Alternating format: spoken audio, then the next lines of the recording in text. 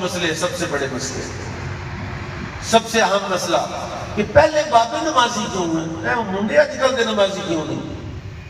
ایک سوال ہے میرا، آپ سے سوال ہے۔